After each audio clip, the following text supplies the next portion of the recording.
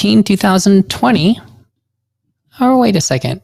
Sorry, it's Tuesday, November 17, 2020. This is episode 128 from the 39.6 show. Should I use a 529 for private school?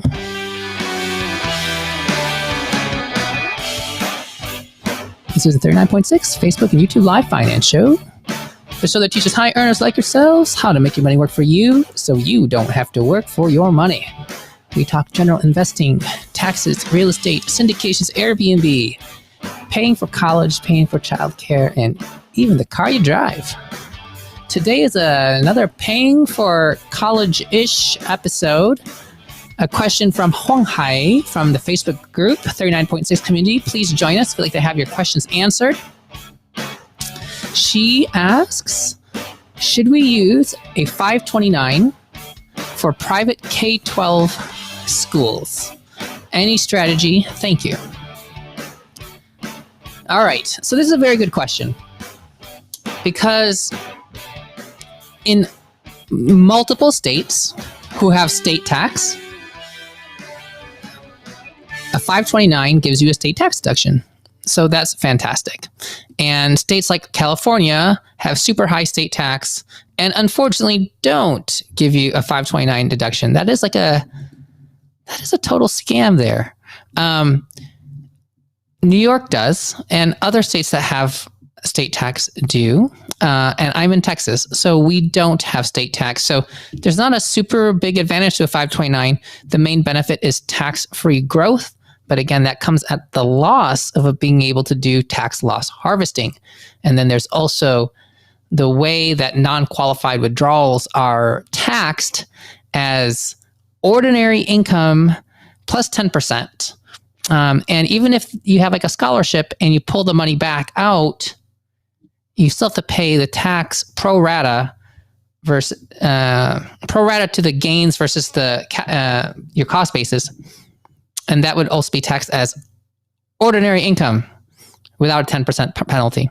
I discussed this at length in my previous episodes on 529s. If I can find what episode that was, I will let you know in a minute.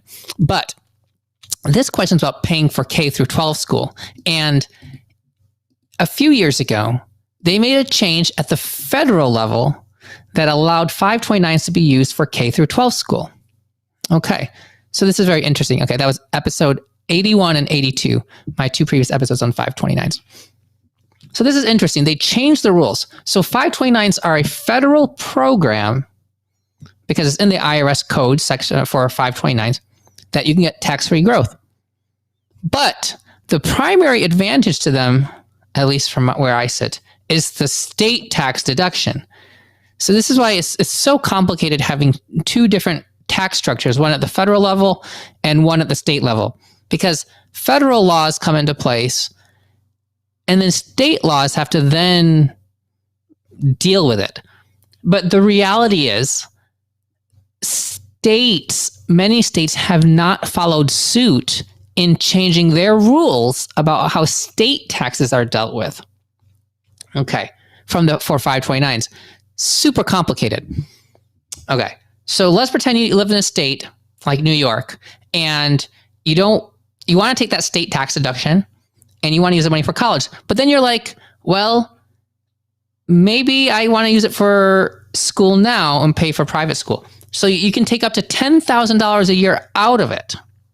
But that $10,000 from New York's point of view is that money is not really allowed to be taken out. So they will take back the tax deduction that they gave you before. Like, this is so complicated and it's just more paperwork from a tax perspective to deal with. Then states furthermore can charge you a 10% or they can charge you a penalty for non-qualified withdrawals because you are giving it for K-12 tuition, even though from the federal level, it's allowed.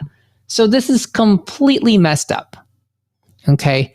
Now, 529s are fine, but frankly, they can create a lot more hassle. The ideal situation would be you live in a state like New York, you put in $10,000 a year or whatever the maximum amount your state tax deduction is. I don't know what it is in New York for 529, but let's just say it's like $15,000 a year.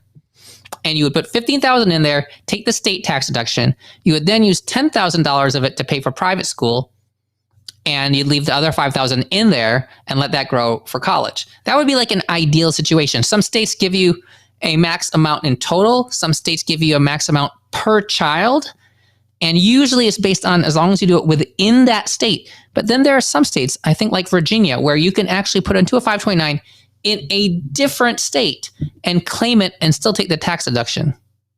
Okay, so state level tax issues are just so annoying because it makes it so much harder just to come up with rules, and every state has to follow suit. It's just so complicated. Now, private school also, it's interesting because like $10,000 for a lot of schools doesn't really go that far when you're talking about private school. Like I went to Catholic school, so $10,000 will probably do pretty well going to cover Catholic school or parochial school. But when you're talking about independent schools, like I was looking up Hockaday because that's the girls' private school nearby that starts at pre-K that we may send our kiddos to be determined. But applications for the next year like are due soon, and tuition for PK to grade 4 is $27,975 for preschool. That is definitely more than my parents paid for college tuition for me. I think the total college expense for me back in 1999, all inclusive, including room and board, $37,000. So I think that my college tuition alone is probably at this price or maybe a little cheaper. But yeah, $28,000, and that's not uncommon, $2,000 per month or more for independent private schools. So yeah, $10,000 doesn't really get you that far. And at the end of the day, the tax break isn't a lot of money for most people. Sure, if you're like you're paying 10% state tax and you can get 10% tax deduction and they allow you to do that up to like $10,000. Yeah, save like $1,000. Okay, that's great. $1,000 saved in state tax. For a lot of states, it's limited, and a lot of states the tax rate in that state is pretty low, and so it ends up being like a few $100. Honestly, I don't hurt my head over things like that because you end up having these accounts that are just really tiny buckets, and it's just more paperwork to deal with. One thing can go wrong, and then you just end up having to literally spend more time to fix the paperwork and deal with the paperwork that it can just be not worth it. But it's a great question. I wish all the states would get on board so that it would just be simpler for people just to decide these things. It's interesting. I've even talked to some of these independent schools. They're not even aware of the K-12 rule for 529s now. Like I remember somebody asking a question. They're like, no, you can't use that. So yeah, that's it for today. It's not legal, not professional, anything advice. My entertainment, hopefully yours. Until tomorrow for episode 129. Actually, I just thought about this. When I relaunched this, that was episode number 29, I think. So this might have been my 100th episode since I relaunched. Huh. Go figure. 100 episodes in like 110 days or so. I might have to go back and double check that, but I think that might be true. All right. Have a good night. If you're in the Facebook group, please throw out your questions. If you've asked a question and I haven't answered it, please tag me in it so I see it again. I just have difficulty keeping up with all of them.